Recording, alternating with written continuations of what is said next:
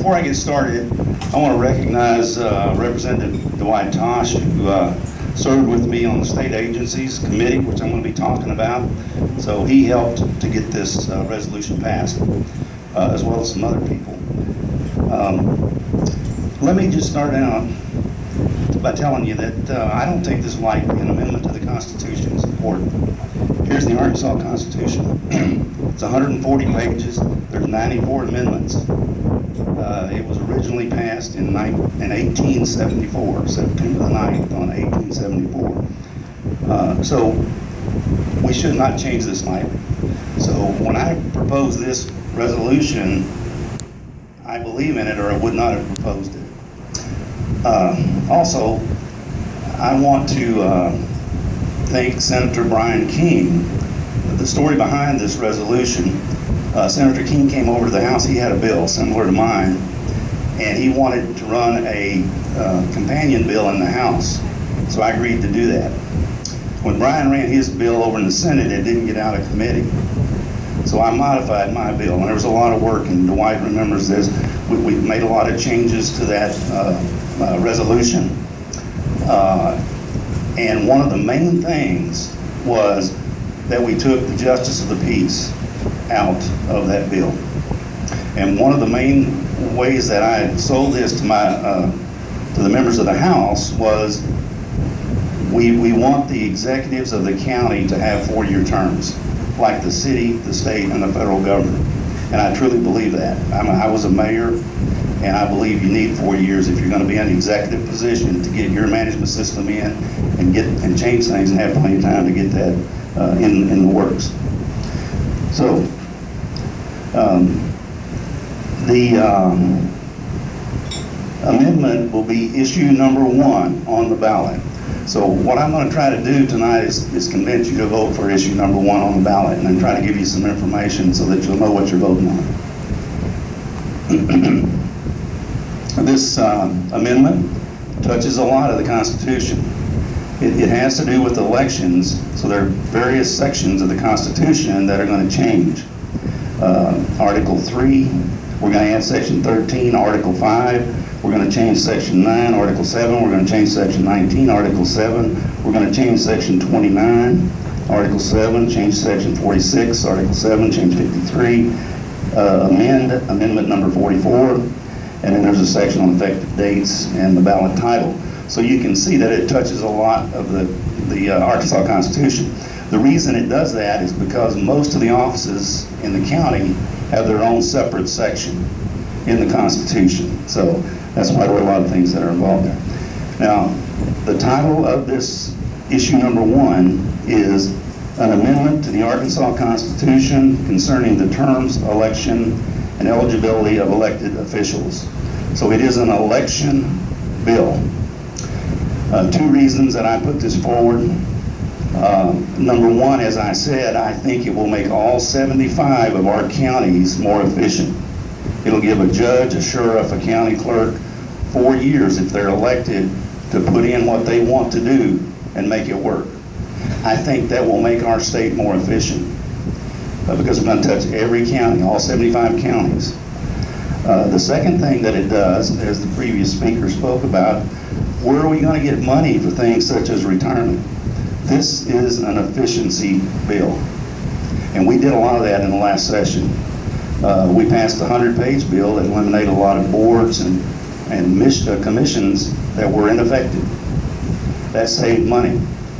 This bill saves money. I had another bill that I put in to add a line so that you could write in somebody on every election in the state. And I wrote that bill, brought it to the committee. We discussed it, had an economic evaluation done on that bill. The Bureau of Legislative Research came back and said, Jack, that's going to cost the state $1 million if you add that line. Well, I still would like to vote for Mickey Mouse, but I don't want to pay $1 million to do it. So that would be $1 million of your money. So I immediately dropped that bill. This bill eliminates 7 lines on every ballot. Now, where I got my engineering degree, if I add a line that costs $1 million, if I drop 7 lines, that's $7 million. Is my math wrong on that or not? I think we will save a lot of money. Maybe that's not exactly right, but we're going to save some money by doing this. So that's the two reasons that I wanted to put this forward. Now there's 4 sections of this amendment, and I want to try to get you to understand exactly what each section is.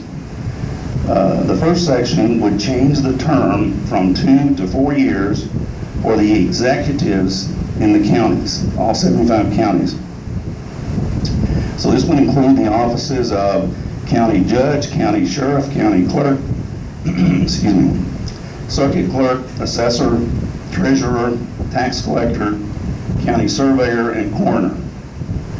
So all 9 of those offices would go from a 2 to 4 year. That's going to save us a lot of money. It's going to save the people running for office a lot of money and a lot of shoe leather, because they're not going to have to go out and campaign every 2 years. Hold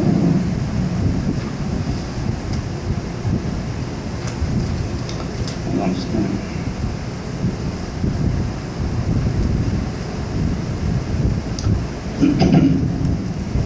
And again, as I said, this will align the county with the cities, the state, and the federal government. And believe me, if you've ever been a mayor, you told me you were a mayor, you know what I'm talking about. In 2 years, you really can't do much.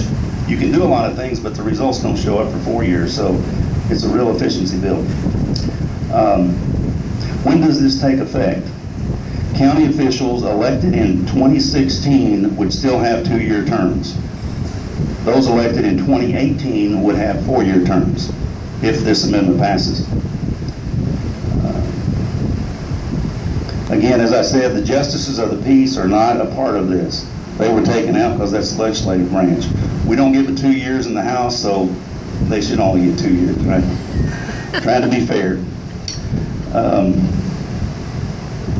Okay, the second part of this, these same executive county officials and the justice of the peace could not be appointed or elected to any other civil office in Arkansas while elected.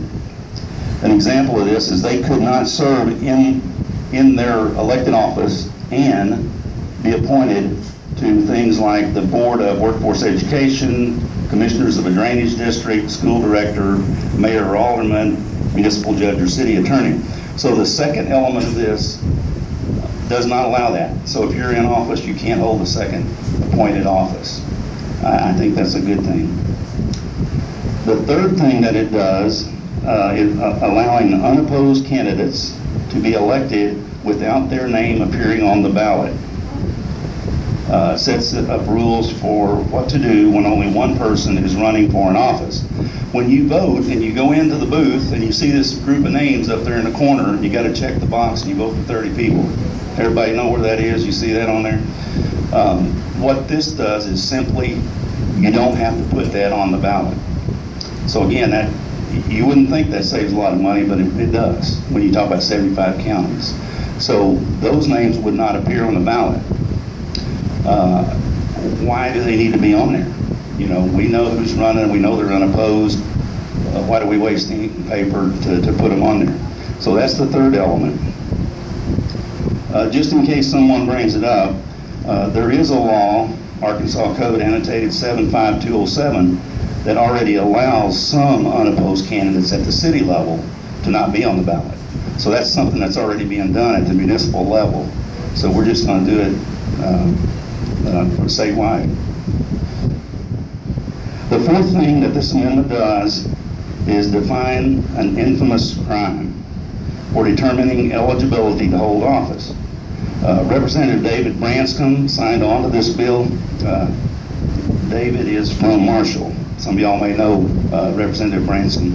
He's a really good guy. He's been down there for 3 terms, and I think he had a really good idea.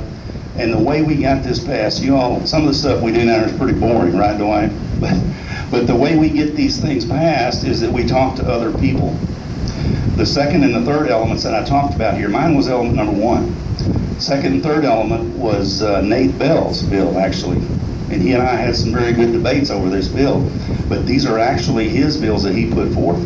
And David had this fourth element, so we got him involved. That brings votes in to be able to get mine passed, and they're very much related. It's all election related. So that's the way we get things done, and we can get things passed down there. The reason this is important, the Constitution currently says no person convicted of embezzlement, bribery, forgery, or other infamous crime shall not be eligible to the General Assembly or office of trust or profit in the state. So that says if you're guilty of an infamous crime, you cannot hold a public office. But the Constitution does not define what an infamous crime is. So what happens when something is not defined in the Constitution? What happens? Hillary runs for president. No, who interprets that? The courts, right? The courts do. If it's vague, they're the ones that decides what it says, and that's not a good thing. We need to define it. So under this amendment, an infamous crime would be a felony offense, abuse of office, tampering, a misdemeanor offense involving an act of deceit, fraud, or false statement. So that would define it in those terms. Now the reason it needs to be defined, in the past, the courts have defined infamous crime as, and I've got a couple examples here, and you'll see why this is needed when I give you these examples. The court has ruled crimes involving deceit and dishonesty, theft, or crimes that harm the integrity of an office. And there was a mayor who was convicted of theft of property for stealing campaign signs, and he was lost his office. The last one, there was a sheriff removed from office because he was convicted of stealing chickens 3 decades before he ran for office. That was considered an infamous crime by a judge somewhere. And you can always find a judge that's going to agree with you. So that's why this needs to be defined. So that's basically it. There's not a lot in here, but when you read this, if y'all saw the Jonesboro Sun on Monday, I believe it was, they had this amendment in there and the description of that. And it's quite lengthy. There's a lot of stuff in there. There's a really good description of my amendment as well as the others that are going to be on the ballot. And just to let you know how difficult it is to get an amendment out of the legislature, when we started out, I think why we had 24 proposed resolutions in the House committee, State Agencies Committee. The Senate. Oh, man. I guess I'm done. The Senate had amendments per session. And the way this works, you know, we got a House and a Senate, and combined they can only propose 3. So one session, the Senate gets 2 and the House gets 1. The next session, the House gets 2 and the Senate gets 1. Well, in the 90th session that we just finished, guess who got 1? We did. We got 1 amendment. So there was 24 competing bills, and mine was the only one that was able to make it out of that committee. And the reason it is because we work together, you know, and that's what we got to do. We've got to work with each other down there and come up with some good bills. I think this is a really good resolution. I hope that y'all agree with me. And I think we need to do more things that are efficient like this and make some money for his retirement account. We can make money in a lot of ways. You agree with that? I agree with that. We can make money in a lot of ways, or we can save money, I guess I should say, instead of make money. But there's a lot of things that we can do in the legislature to make government more efficient. And I think we did that in the 90th session. You know, and a lot of people, including the governor, the House, and the Senate, and a lot of other people made some changes in the past year or 2 that's really helped that. We've got to do a whole lot more. So anyway, that's my speech in a nutshell. I'd be happy to answer any questions that you might have. The one that I get the most, and it's mostly from the JPs, is why isn't the JPs included in this? Were you going to ask that question? No. And the reason is, remember the way I sold this bill to the people in the committee and in the House. And in the House, I got more than 70 votes. I don't know what exactly, it was 70 something. I'm not sure what Ryan, he ran it over in the Senate, and I'm not sure what he got over there, but but it was an overwhelming majority that supported this bill. And the way I got that through was to talk about the executive branch. We make government uniform, right? Why should the county executives be treated differently? They should not. It should be fair. And a lot of people agreed with that, fairness. Any other questions? You said you got 70 votes in the House.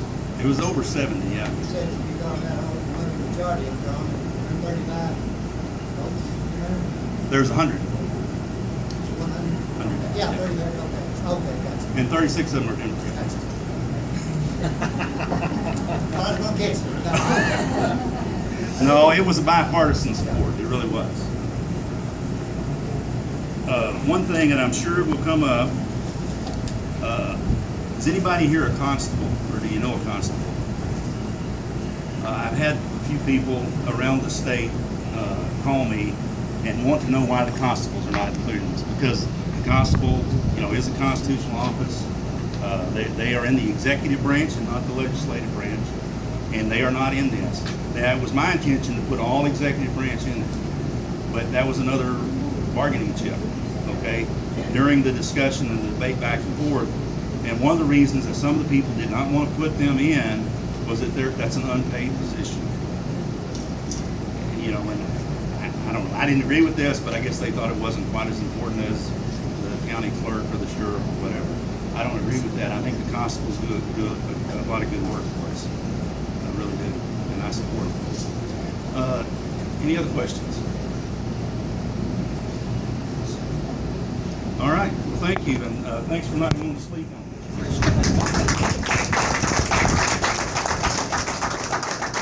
Being a mayor, you're familiar with the malfeasance law, and that where you can get a mayor out of office, and you can impeach or recall a governor. You can recall a governor. You can impeach the president. And Kate Holliday, our county clerk, has talked to me, and one of his concerns was with the county officials, they don't have the same laws like that for county officials that the municipal officers do. And so that's something that I talked to Kate about, and I said, if you'll put something together, I'll run that next session to make sure that we're protected there. But there are some things in place now to where the county officials can be recalled. It's just not as tough or as easy to do as it is at the city level. But we will work on that. That's a good question. What about the state level? Well, at state level, they already have some pretty strong laws. You can recall the governor of Wisconsin. They tried to recall him 3 times last couple of years, right? Didn't pass, but I thought they came up with a recall bill in the Senate years ago and then it died. I'm pretty sure we have a recall bill in Arkansas. I didn't research that, but I'm pretty sure we do. You don't think so? I don't think so. So, Really? I thought we did. I thought we did. But I might check on that. I got a copy of the Constitution right here. Any other questions? Those are good questions.